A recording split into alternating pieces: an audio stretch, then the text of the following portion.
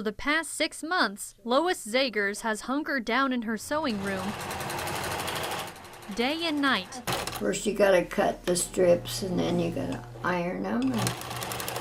Cranking out 33 quilts, one for each great-grandchild. In her 92 years, she's only been quilting for about 25 of them.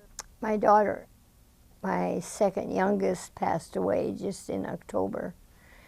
And I think this saved me, actually. But one of her great-granddaughters took Lois's grief and gave it purpose. She came and watched me sew, and she said, "Am I ever going to get one?" How could she say no? Before she left, she said, "I really love pink." And so she picked out several pieces of pink. Ever since then, Lois has been working on a deadline to have them ready to hand out at their family reunion in Petersburg.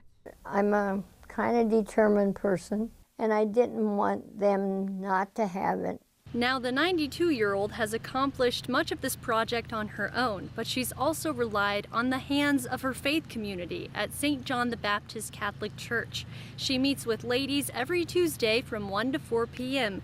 You know, we all have this passion for fabric, for quilting, and if any of us can help another one, that's what we do. When Lois's hands are too full of fabric, she lays out the design, and friends help put it together. The cabin pattern is one of her favorites. The red represents the hearth. That's right. And the yellow represents the light of the home.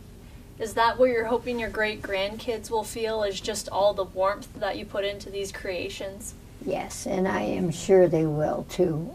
To make it fun and fair for the little ones, Lois labeled each quilt and put the numbers in a hat for a drawing and a little supervised trading. Unbelievable. She's made so doggone many. My biggest concern is where in the heck they're all going to be. There's going to be a lot of bodies in here.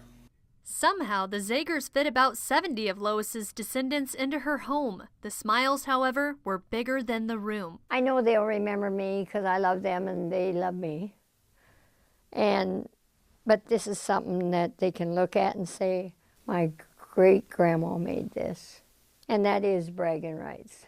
For Pure Nebraska, I'm Grace McDonald.